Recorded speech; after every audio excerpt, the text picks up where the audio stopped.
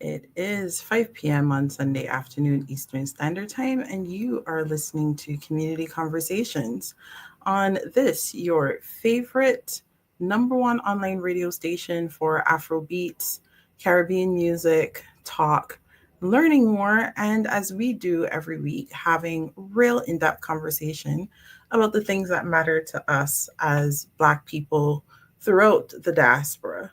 So, whether you are of African, Caribbean, Afro Caribbean birth, heritage, parentage, or wherever you find yourself around the world, thank you for being a part of these conversations. I am your host, Nadia Headley, and we have been talking about cancer because April is Cancer Awareness Month across North America. And we've spent this time hearing stories and listening to people who can tell us a little bit more about what it's like, first of all, but then also, you know, what kind of help is available. And so I wanted to bring us something a bit more um, official, if you would, right? And we're going to be talking with Dr. Akeem Stewart, who is, I mean, a wealth of knowledge. And you know right away that I am entirely biased because he's also from Barbados. um, and we'll be talking about the myths surrounding cancer. Before we jump into that, as a globally responsive topic around cancer. Local to Canadians, April 2025 is also elections month. So, what's going on? We need to figure out what are we supposed to be doing? Where do we need to go? And what's going on is a segment where we discuss things that are happening right now. If you would like to have your business mentioned on the screen, then make sure to contact us at 437-778-3299 so that you can find out how you can become a sponsor of the show and of the show segments. I am going to share my screen with you because I want to make sure that if you are anywhere in Canada, that you know where you're supposed to be and what you're supposed to be doing. Now, first of all, elections. This is the right and responsibility of every Canadian citizen. There are many, many, many people who call Canada home who are not a part of the federal or municipal electoral process. If you are on a work permit, if you are a permanent resident, if you are undocumented, or however you find yourself here in the country, you may not be participating in choosing who is going to be making decisions on your behalf. Their decisions will still affect you.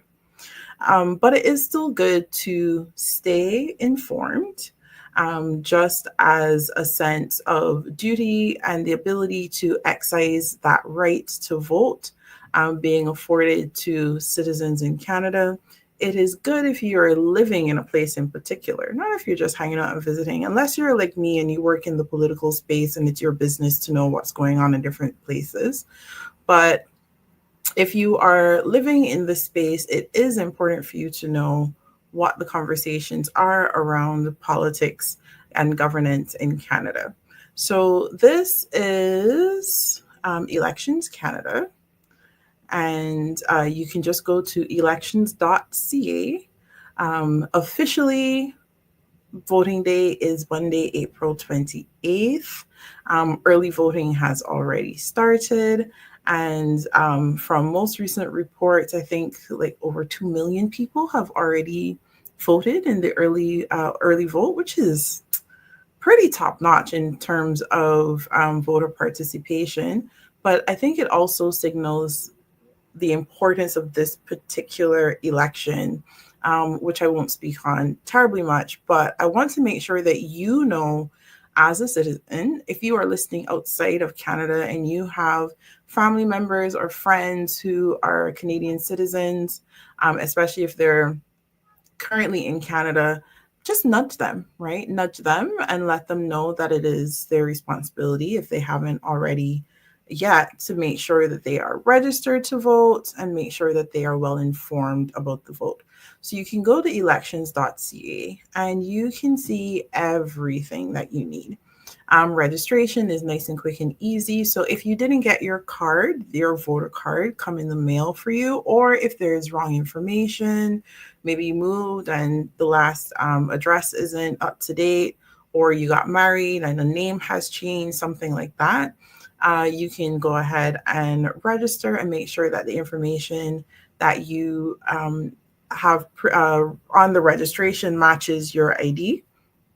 You can find out all of the different categories of um, uh, where you fit, right, to meet whatever your needs are. So if you're saying, okay, well, I need help figuring a few things out, I need some accommodations, and this is where you get to go. Finding out who the candidates are in your area, right? So you can find out who all of the candidates are. You can put in your postal code right here and go and you'll find the list of candidates. Now, the final candidate list was April 9th. So by now, we know who all the candidates are. That's not going to be changing any further. You can look out for the most major political parties, but then also, the smaller ones that are around. So let's see. Yeah, here are all the parties, right? Right now that we have running from Animal Protection Party of Canada right down to the United Party of Canada. You can also see parties that no longer exist. If you're a nerd like me and like information, that's also there. And then also make sure that you're looking out for any independents who are who've thrown their hat in your writing. Okay, so it's really important that we are well informed. Very important that we know, who it is that we're voting for, what their promises are, or what their focus points are. There've already been debates. You can find replays on YouTube in case you didn't catch them live on CBC. But you can always, and you know what, even if you did watch it live, listen to it again and again. Listen to the debates, get a feel for what people are putting out there. The world has changed considerably in a short space of time, friends. And we, as people in the Black diaspora, within the last few centuries, have always been trying to find our place in this world. I heard a PhD speak recently, and he mentioned like the role of Black people over thousands of years, hundreds of years, and within recent decades. And so if we track the role of the African in all of our variants throughout history, we would understand that this is a really important time for us to be participating in our global, local, provincial, whatever your breakdown is in your country, in the governance of the world around us, so that our children have voice that we didn't have. Our children have representation we didn't have. This is if you're living in a country that is not predominantly Black. And so that, hello, Kimberly Best, good evening to you too. And this is to ensure that, things aren't just happening, right? There's a psychological profile that says there are two main groups of people in the world. There's the people who think that life happens to them, and then there's the people who believe that they happen to life. And so if we don't participate in these processes, we become one of those people where life just happens to us and someone else is constantly taking charge and making those decisions for us.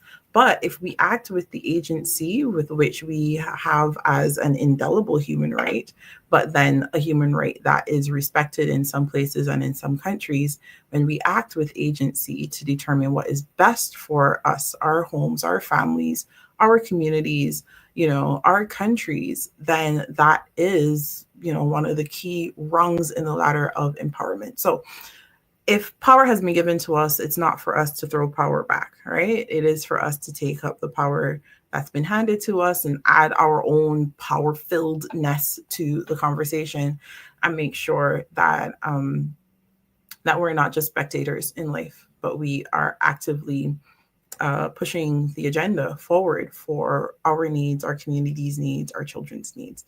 All right, that's enough of that. I have the extreme pleasure and privilege of sharing the stage with a fellow countryman, but also a young man that I think is pretty impressive. You'll hear from him and you'll be able to make your own determination as well. And I think one of the great things about the conversation that we're going to have is we're going to be talking about the things that we don't talk about, you know. For a lot of us coming through Caribbean and Afro-Caribbean and African families, we tend to have these kind of really closed off relationships between the generations. And then when you have diseases that affect multiple generations, the things that need to be said often go unsaid. So it is my pleasure to be able to introduce you to Dr. Akeem Stewart. He is originally from Barbados, as mentioned. He's passionate about helping people. And that passion for helping people and for medicine began at a very early age. He was deeply involved in his community, serving as president of the Junior Optimist Octagon International and volunteering much of his youth in the children's ward at the Queen Elizabeth Hospital in Barbados. Alongside his commitment to service, he played rugby at both the junior and senior levels, balancing his love for sports with his dedication to making a difference in the lives of others. At the age of 18, Dr. Stewart moved to Cuba on a scholarship to study medicine, where he honed his skills and deepened his commitment to healthcare. Y vamos a hablar con él en español. Vamos a ver si él puede hablar español de verdad. Okay, let's see. Upon graduating, he moved to Canada with a strong desire to continue his mission of serving high priority populations. His work with the Red Cross Canada during the COVID-19 pandemic was a significant milestone, solidifying his dedication to those in need and steering him toward a career in preventative care. So we're going to be having a lot of preventative care conversation today. As a preventative care specialist, Dr. Stewart launched initiatives focused on creating pathways to address mental health for children and adolescents between the ages of 0 to 18. His dedication and vision eventually led him to his current role as the provincial lead in Black health and wellness. So that is for the province of Ontario, which is, you know, it's not a small achievement, people. First of all, Ontario is huge. I think it's about a quarter. It's about a quarter of the Canadian population lives in one province, Ontario. And Dr. Stewart here has been willing to share his wisdom and insight with us. In this position, Dr. Stewart is committed to establishing equity in healthcare from a 360-degree holistic perspective for all diasporas within the African, Caribbean, and Black community. He works tirelessly alongside the motivated members of the Black Health Committee to achieve this goal. Outside of his professional life, Dr. Stewart enjoys staying active by playing rugby and basketball, maintaining a healthy lifestyle through regular visits to the gym, and cherishing time spent with friends and family, creating lasting memories. And I am going to pretend that I also go to the gym and do these things. Welcome, Dr. Stewart, on with us. How are you? I'm fine, thank you. How about yourself? I am good, thank you. I get to test your Spanish, or really? Vamos a hablar. Si queremos. Está bien, muy bien. Entonces la gente pueden escuchar para sí misma que el médico sí habla español. Yo espero que tienes un traductor por ahí, porque yo hablo como un cubano, por eso. and with very good accent, I must add. I'm Thank very proud to you. be a fellow Barbadian who speaks Spanish without a Barbadian accent, because that's the other part. Sometimes Um, you really got to dive right into it, right? I had the opportunity to assimilate myself fully to the Cuban lifestyle. You mhm, have to really, like, I took the opportunity to really become one, because then it makes it a lot easier. Going into Cuba wasn't, it was very much sort of a culture shock, because a lot of the things that we would have at ease in Barbados, it was not really available in Cuba, especially the internet, speaking with family connection. So mhm. you had to make sure you had to create your own family there. You had to really get connected to people to then understand what they're going through, and not just go there for the goal. Like, okay, just come here for school. That's it. Like, I really went there to find out a lot more about the culture, and I left with a lot of long lasting relationships amongst friends from all over the world and in Cuba itself. Yeah. And the Afro-Cuban culture is really strong from what I It have is. heard. It is. Um, give me a little, and that's not our focus of our conversation, but give me a little bit of like what it was like for you to delve into like an Afrocentric Spanish perspective of Caribbean life. And I got it like really because like I was in Guantanamo for 4 of the last years I was in Cuba, and is they have a very heavy, and that's part of the Oriente, so they have a very very heavy Afrocentric population over there. So you went over there and you felt at home. You didn't really feel outside because you know how it could be in some Latin cultures. Like, it's not always seen in, so everybody talk about negro this and that, what not. But you went there, you felt at home. It was no different, right? And you could see different aspects when it comes to religion. Some of the practices were very much so the same. The respect through the family dynamic was very much the same as well. So like it was easier. That I could say for sure that made my time a lot easier in Guantanamo, because it was like, okay, well, I understand where you're coming from, so I don't have to explain myself as much. Like, neither do Nice. you. So even though there may have been somewhat of a language barrier, right, there was still a regular understanding. And I believe within the Black community, we have that. You could go anywhere, you find a Black person, you look at them a certain way, and they look at you a certain way. Like, it's all understood what we're really speaking about at that time. Yeah. So it was really give a lot. Like, you see, especially when you see the idea of spirituality, how it has been, how you can see from back in from Africa all the way over to Cuba, and as Afro Caribbean, Afro Latin aspect, it was like there was not much of a difference, and it's very much treasured and carried through. So it was a nice, it was very refreshing as well, a great learning experience. Did you feel any sense of guilt or being out of place? Um, I don't know if you participated, but at least viewing or, seeing that spirituality, that Afro spirituality being practiced in Cuba, having come from Barbados that loves to tell everybody that we're a Christian country. No, I didn't feel guilt, because my my experience and understanding of religion is that there's so much similarities to Christianity, right? And everything is not, unilateral. I think that the gross understanding with whatever practice that you have is that you understand God, who's God, Jesus, and you praise, or whoever your deity may be. So I try to not sit in this space of judgment. Judgment is not mine to have, right? And I just sit down open minded.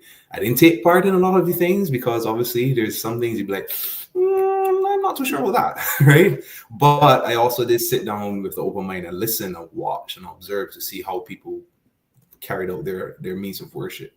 Mm-hmm. Well, thank you. We hope to get to Cuba ourselves one day.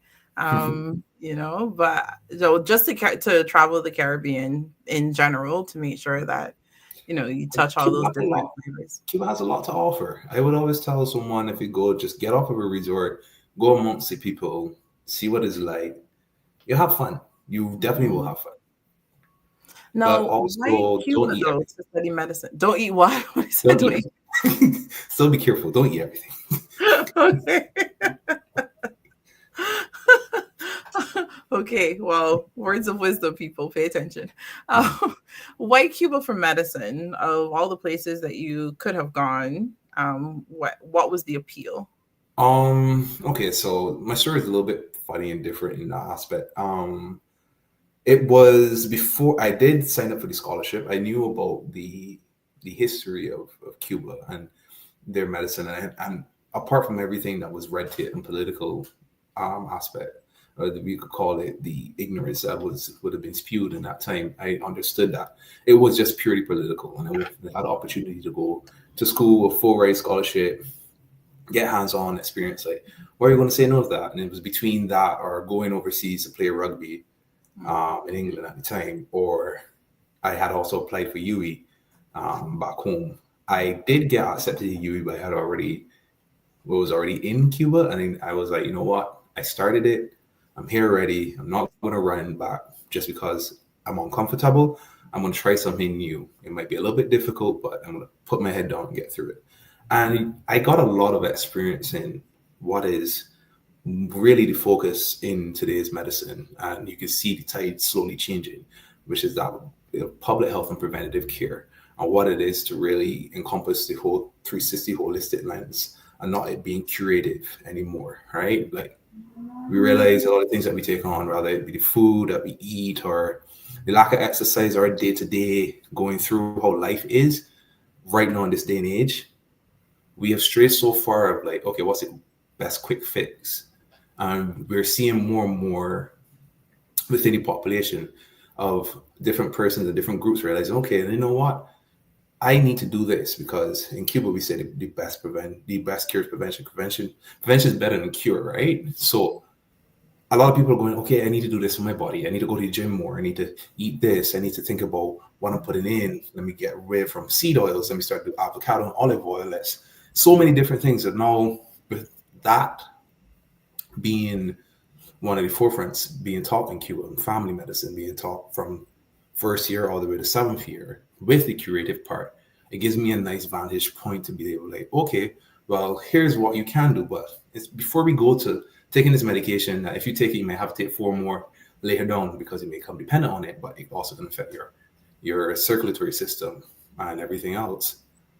We can now look at it from like, okay, what can we do from a preventative side to help you control this and not have to go forward into a more dependent life when it comes to pharmaceutical drugs. Mm-hmm.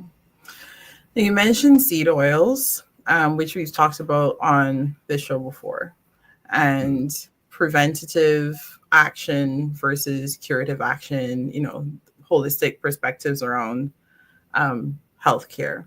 Mm-hmm. Specific to the cancer conversation, there's always this,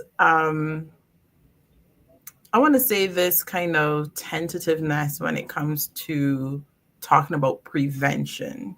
Mm-hmm. For more than one reason. On the one hand, it sounds like it's the person, like it's the patient's fault. Oh, it's because you ate too much bacon, right? All those nitrates and nitrites, right? Mm-hmm. Or, you've been frying your chicken in sunflower oil your entire life or whatever, mm-hmm. right? So there's wanting to stay away from anything that sounds like patient blaming. Mm-hmm. And then there are the parts of medicine that say, well, okay, but genetically you were going to get this anyways, or, not everything in your environment do you have control over, right? Mm-hmm. The microplastics are everywhere, right? So what is that dance that you play in terms of having conversations around prevention that mm-hmm. kind of told those lines to say, okay, you can control this much, you can't control everything, and it's also not your fault that you didn't give yourself cancer necessarily? I look at prevention as education. So let's just start there. You can't tell a patient, oh, well, if you weren't doing this and whatever the case would be, but you have to give the education to start with, right? You give the masses or the patient load or your population load the tools to be able to have a better life. And that's what preventative is, right? A patient shouldn't have to come to me for me to sit down and tell them, okay, this seed oil is bad, you should do this, you should do that. Like that should be readily available information. So I look at it as an educational opportunity.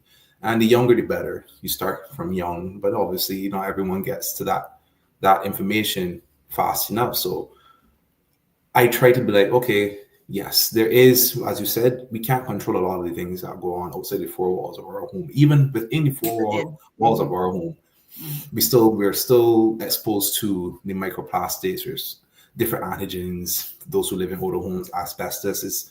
It's such a long list of things that we constantly are battling. And if it isn't the paint that's killing us on the wall, it's the food that we're that we're eating that coming out of the can, it's the oil that we're consuming while we cook with. If you use this, you can't use too much, and everything within moderation. At the end of the day, the body will try to always find that equilibrium. The main thing that you have to look within that, though, is making sure that who you're speaking to understand at their level, and don't patronize them or make them feel wrong for not doing what they're supposedly supposed to do when they never had an opportunity. At birth, no one was telling them, okay, let's stay away from refined sugars. No one told their parents not to give them that. But then maybe say, okay, let's not do that and let's go for something else. The healthier option is a little bit more expensive. So now you got to be like, okay, what you can do here as a substitute, and what is the investment you would like to put into your life for the long run, right? And you didn't mention genetics. It plays a huge role, especially when it comes to cancer and a lot of diseases, right? The predisposition to a lot of things. Sometimes you can't escape it, right? But you can, with the education within it and the information that you can get from that, you can prepare yourself with same things that is preventive health, regular checkups, making sure you go to your doctor to get screened earlier. If you know that a certain disease running your family, instead of waiting to what is the population's normality of maybe 35 to 45, you're getting yourself screened from 25 because in your family, this disease popped up between the average of 20, between the ages of 26 to 30. So you want to make sure you are able to catch it early and be prepared to go on and avoid those issues. So I always look at it like you always have to make sure that you're educated, right? Letting that person know this is what you can do. Don't worry about what you have done already, but this is what you can do now. You have the power within your hands to make the change. And then making sure you could convince them, like, it's never too late, right? Sometimes you might start way behind the line, but a change will always make for the better, especially if you're looking to get that equilibrium between what is optimal health within this world that has so many different things that are constantly influencing us. Now, you mentioned checkups, which brings us to one of those first myths. When you go to the doctor too often, the doctor is always looking for something. And because they're looking for something bad, they're going to find something bad. Let's talk about, have you heard that? First of all, I've heard that tons of times in my family among older families. I never heard about doctors. I heard about if you look for something, you're going to find it. Well, every time you go to the doctor, they're looking, so they will find, right? Yeah. But isn't it better for it to be found early? Like, why not to live in bliss, right? But like, it's always good. I would like to know if I'm being afflicted about from some form of disease in the first 30 days, if I could, right? That's the best. That gives me the best chance to get rid of it. Now come to it 10 years, and then you come to the doctor, and then at that time we're really trying to work a miracle. And it sounds really bad, but isn't that your responsibility as a doctor? When it comes to you and it's bad, you're supposed to fix it, aren't you? Miracles, no. I think that's also a myth there. We are not miracle workers. I don't think I've been blessed enough. And if God has blessed me enough, thank you. And I look forward to the days to open a miracle working practice. But no, seriously, if we really look at it, it's so much easier on the doctor and the physician when you are proactive and you come in early. Like, for instance, prostate cancer. That's a perfectly curable cancer, and it can be caught very early in males. But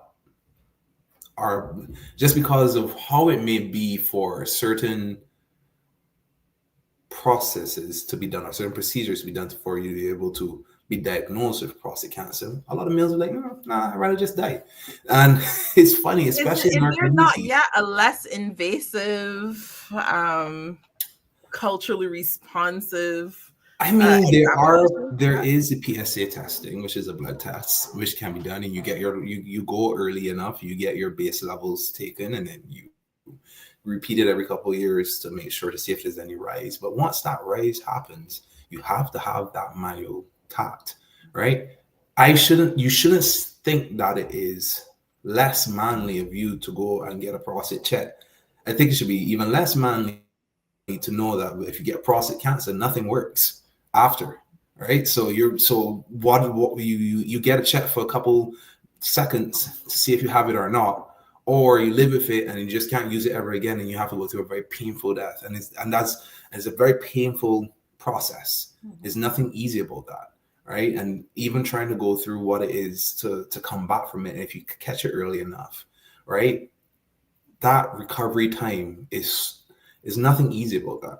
So certain things you have to get rid of the myths, like, oh, the doctor will find something. Well, if you find something that's perfect, deal with it there and then, because the earlier he finds it, the better chances you have of beating it, whatever it may be. Is peeing on a pregnancy test for men, is that an actual prostate test? It's not Or is that a myth? sensitive. Okay. It's not a myth. It can happen because of the different hormone that is produced, the GH hormone, but it's not 100% sensitive. I would not do it. If you do it and it does turn to positive, then go and get Definitely a get better, checked. right? But it's not something I would say, oh, let me check and see. No, I think your best bet is to start with the PSA test, that blood test. You go get your levels, you get your baseline recorded, and then you keep on going. And if there's any increase in between then you have a good indication of, okay, I need to go to the next step, whether it be the manual tap, or I know now they're being a little bit less invasive with cameras, so that at least you can see the different walls of the prostate to see if it's smooth, meaning that's more just like a benign growth, or if it has that rough texture to it, giving it that cancerous characteristics.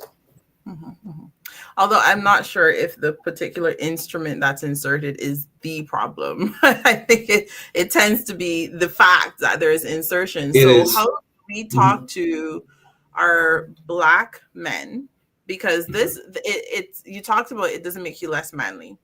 There is a lot of this conversation that is colored by homophobia, if you will, or kind of like wanting to separate yourself from a particular group of people and stuff like that. So for you to say it doesn't make you less of a man to get the tests as a doctor is one thing. What do you say to your Black guy friends? Like, you're on the basketball court, you're trash talking or whatever. Like, how do you put it across plain and straight?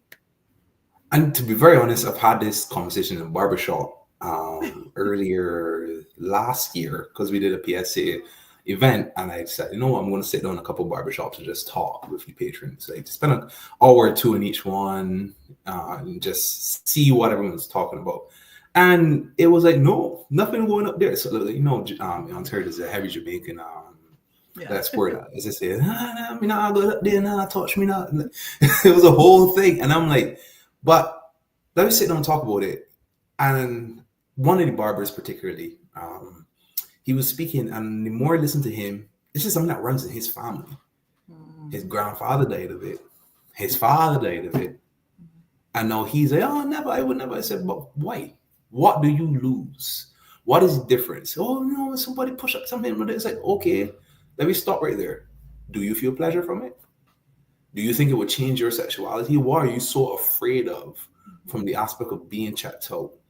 If it has nothing to do with the person that you are, you have no affiliation to it that could make you think or question the type of person you are, then what is stopping you from going and saying, you know what, let me go and get checked out? And I spoke to him, and I spoke about like different consequences. It's like, as a man, because everything is as a man, right? That's why I use that example, because this is what I heard in at least 4 or 5 barbershop.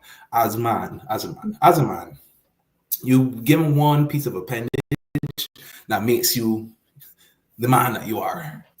Wouldn't you feel less of a man to know that that appendage stops Doesn't working? work, right? Doesn't work. And no matter what you do, it will never work again. Mm-hmm. Or would you just decide that, you know what, I'm going to do this to make sure I don't have this disease or be afflicted by this disease, to know that what I consider myself to be a man continues to keep me in my identity? He's like, oh, I never look at it like that. I'm like, yes, because you think for the main fact, because you didn't get your prostate checked, right? No, you've changed. You haven't changed. You're still you. All you did was make sure that your health was a priority. It should never be a case or a discussion of homophobia when it comes to the prioritization of health, right? This is your well-being you're talking about. And you rather let a stupid concept of who's a homosexual, who isn't a homosexual, to really change the mindset of you having proper health. Homosexuality, in the case, is your sexual orientation of what you feel. And if you don't feel anything to it, then it doesn't apply to you. Mm-hmm. I had to ask him, are you afraid that when you do it, you're going to like it? That's why you're not going to do it? He's like, no, so then you have nothing to worry about. Go and get yourself checked. There's nothing wrong. But then I also put in the aspect, even if you're a little bit hesitant, go and get the blood test then. Right. Go and get the PSA blood test. Mm-hmm. Go and set yourself a baseline. And if anything else there, it gives you more time to really sit down and think about it. Because now you're with your wife, you're with your children, you got to start thinking it's bigger than you. You have a family to think about. And you want to really look at your family and say, oh, well, I just had to die because of your pride. Right. What about your kids?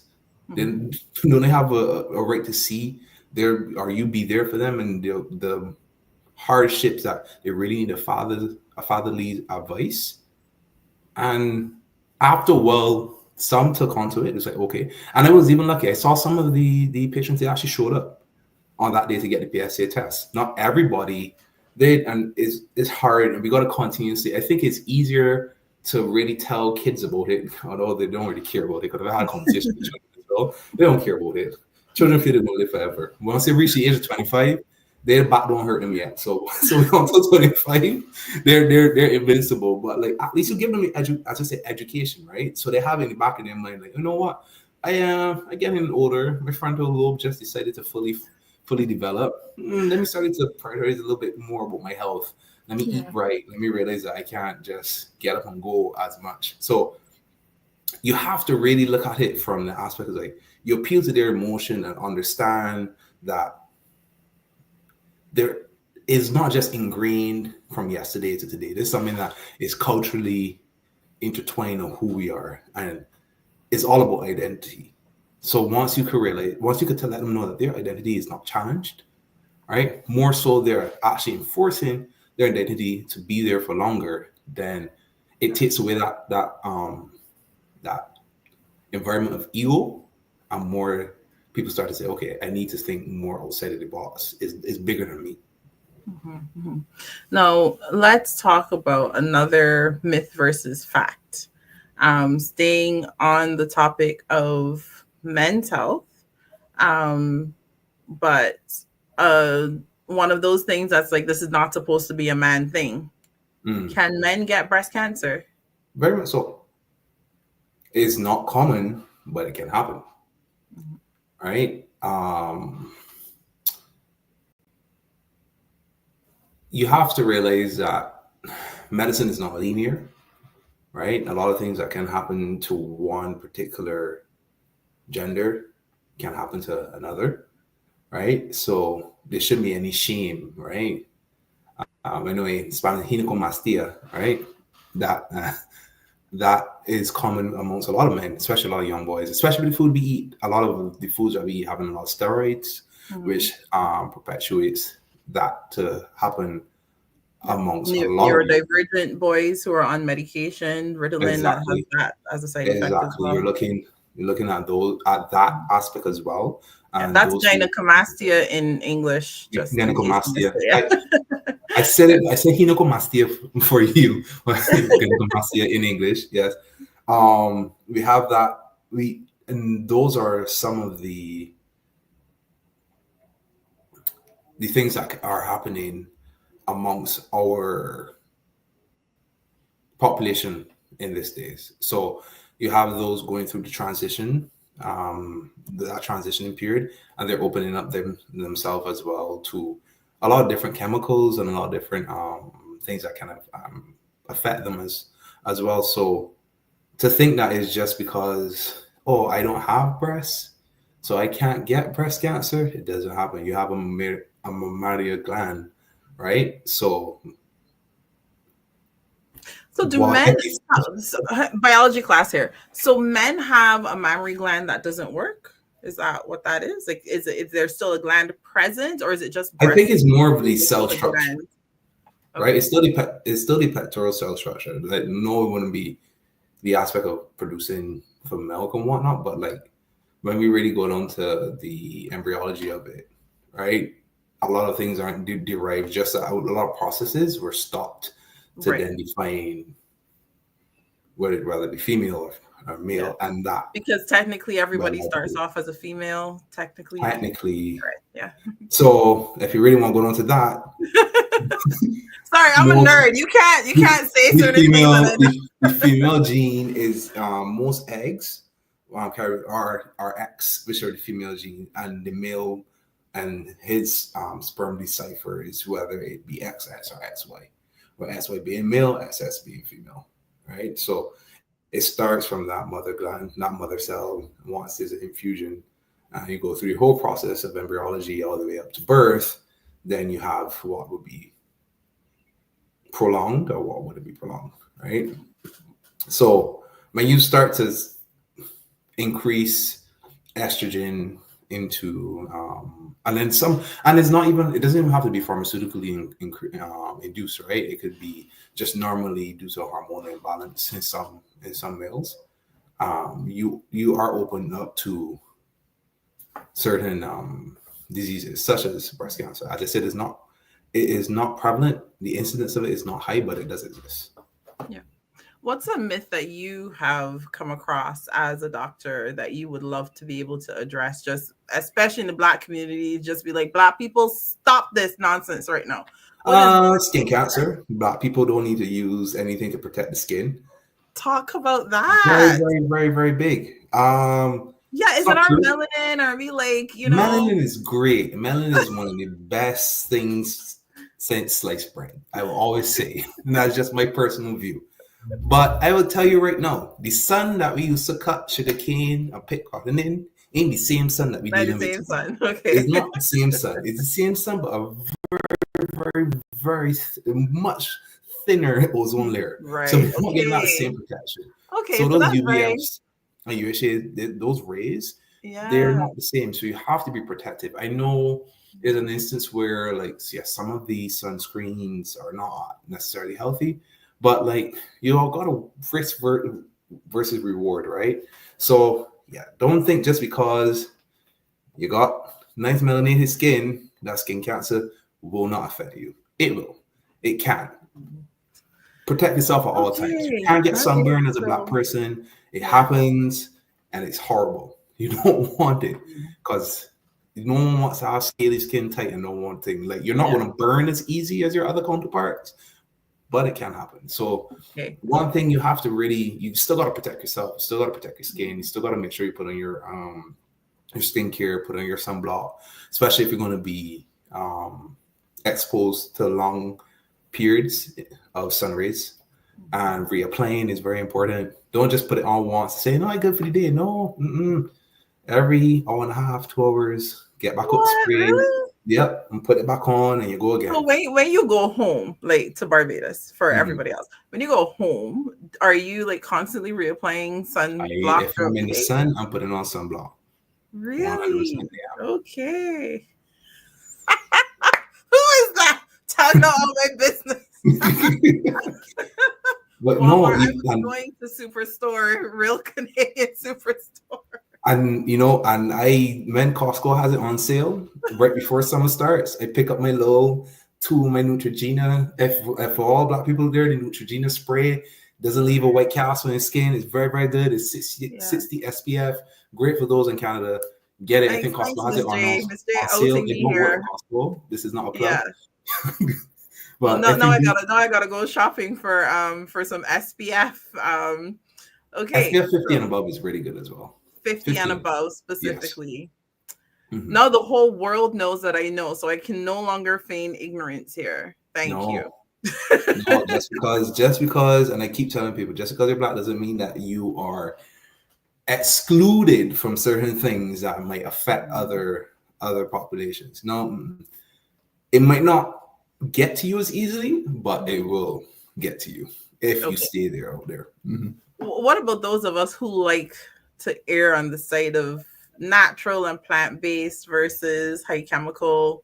What are some options for us out Shea there? butter is a really good option. Thank you. Okay, I Shea butter is slather a very good myself in that. Know your place, Miss J. Shea butter is a very good option. Okay. Also, too, like for mosquito repellent as well, lemongrass is a very good option.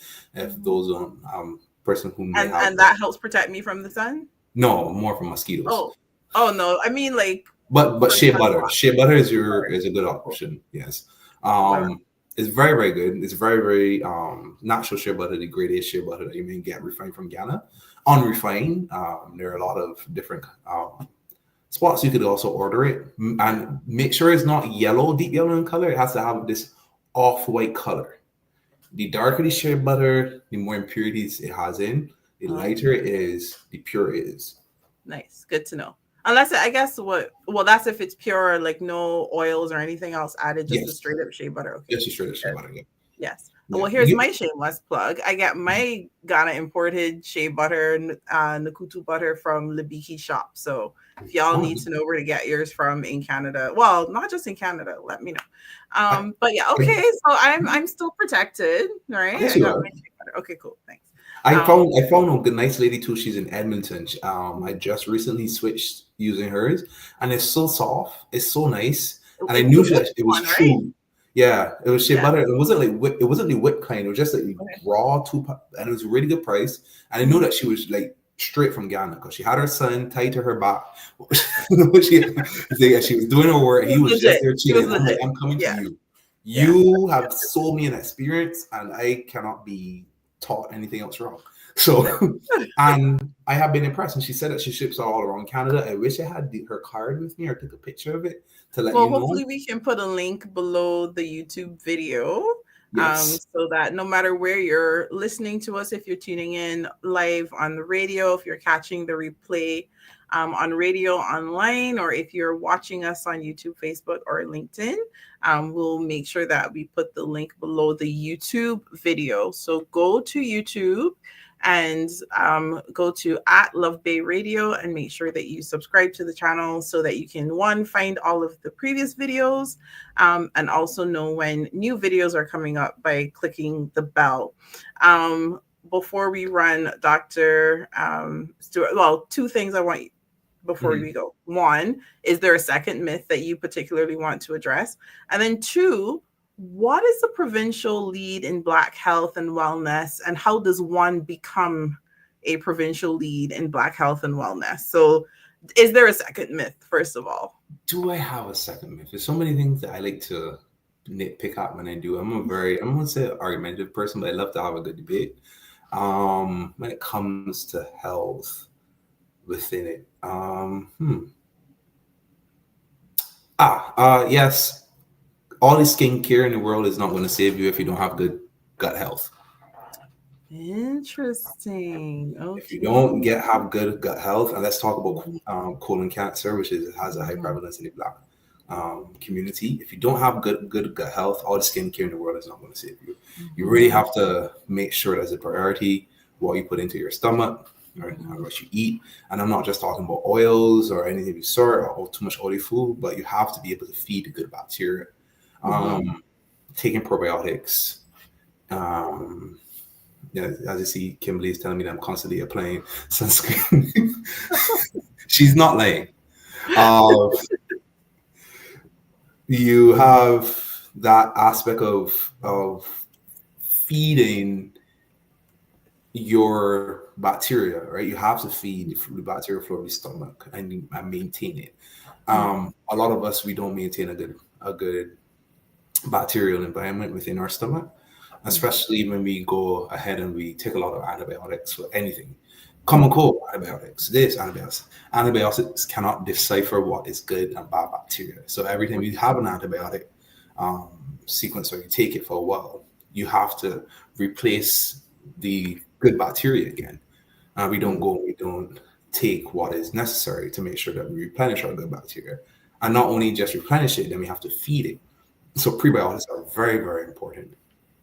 So it doesn't matter whatever you're taking, whatever you could buy La Roche-Posay, you could do Fenty, you could spend hundreds of dollars. It's not going to work unless what you put into your gut and feeding your bacterial flora is maintained healthy. And then everything you eat, all the fruits that you eat, everything will make skincare 10 times easier for yourself, right? Making sure you get on the inflammatory process, taking in your antioxidants, your polyphenols.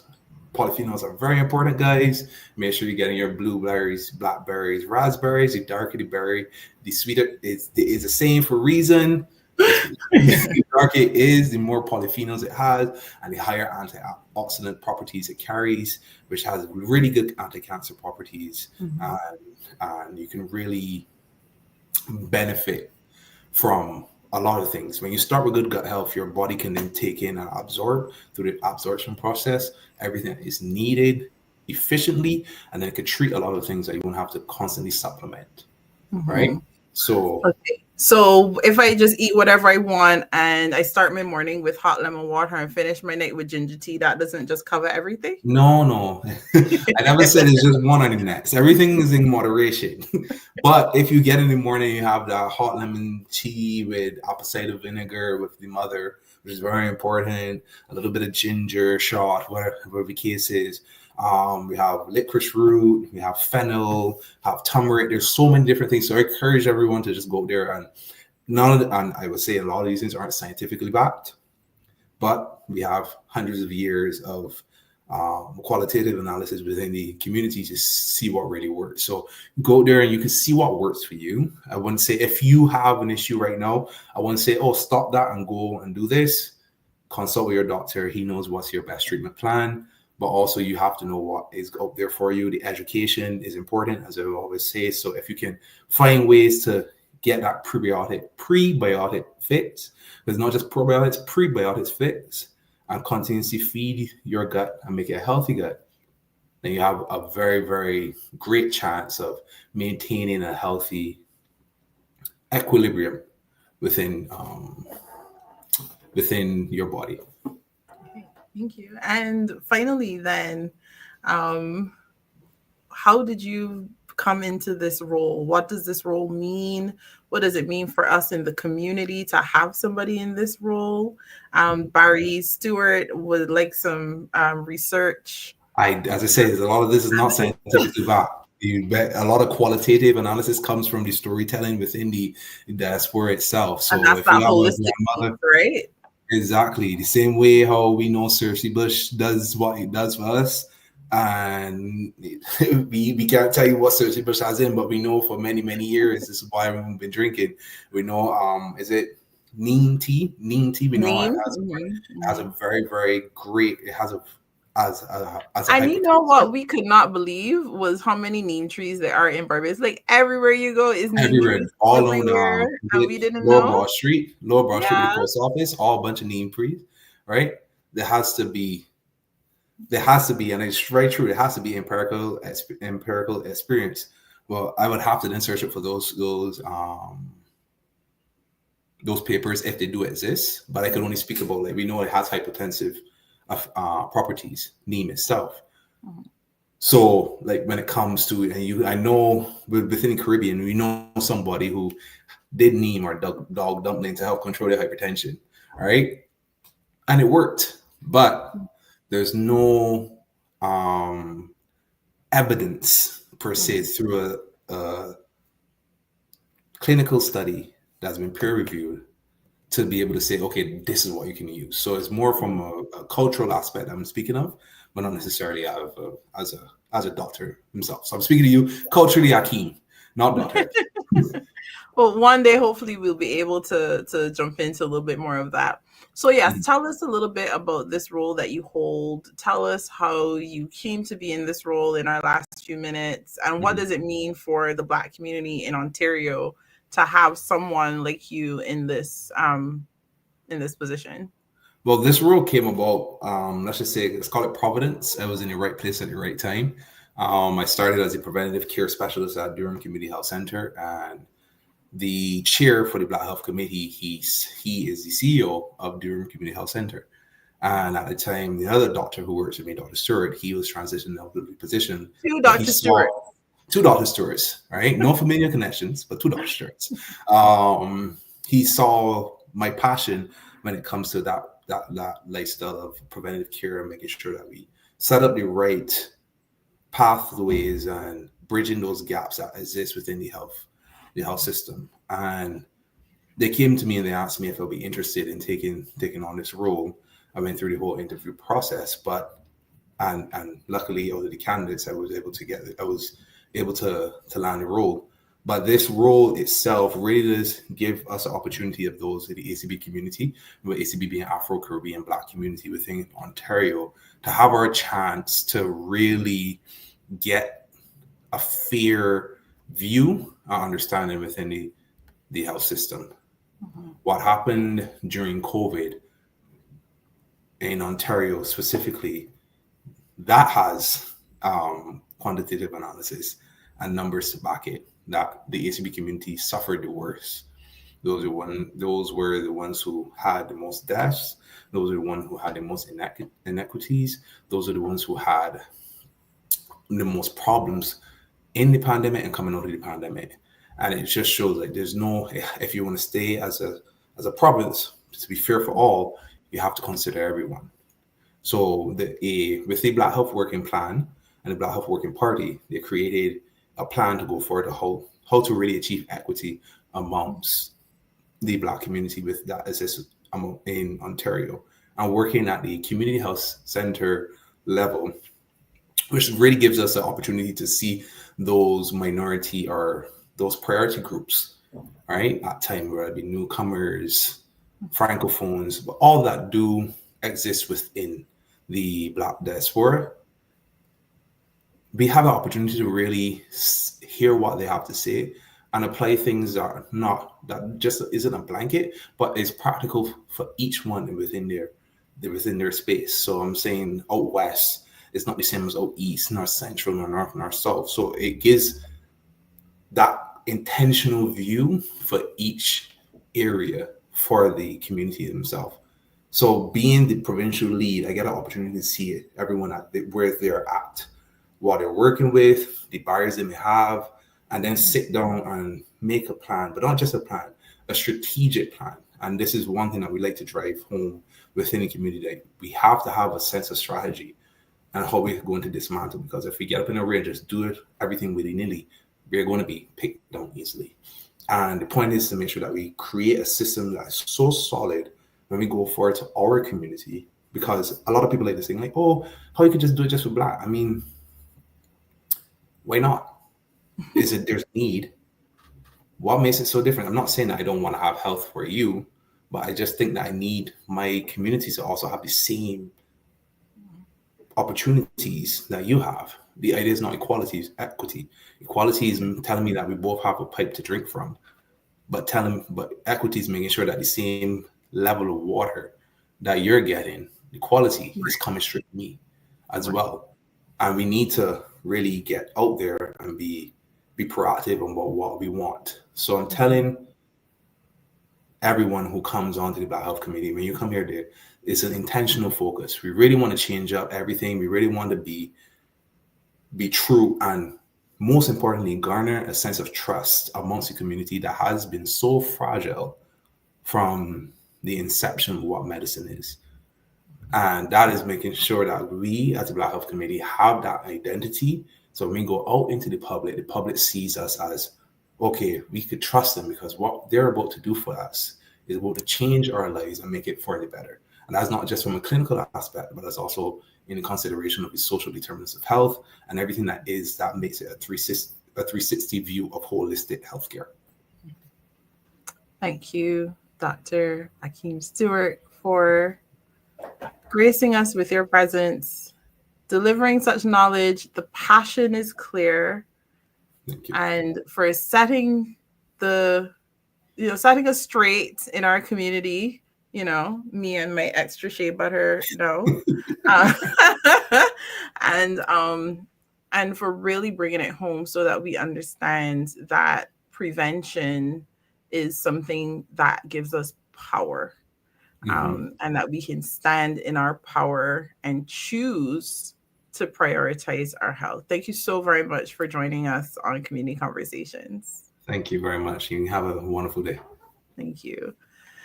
And friends, before we go, I've been talking to you for several weeks about the Voices of the Millennials conference that is coming up on More Love.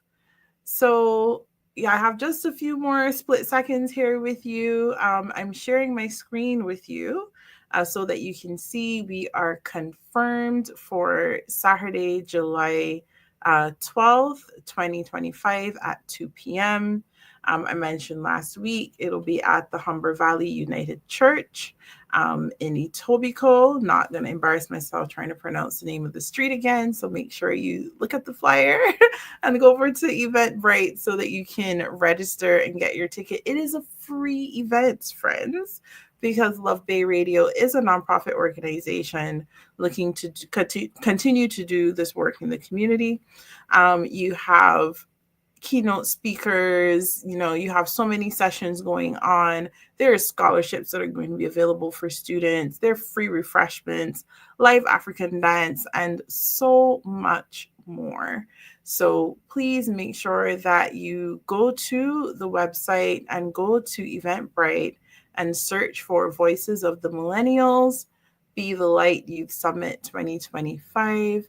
And register so that you can be there and you can be counted among the many young people who will be there, making sure that they are standing up and that they are making sure their voice is being heard. And my friends, we have a lot of conversations we need to hold within our community as Black people. Health is top and foremost. So whatever you do this week, make sure that you keep the conversation going.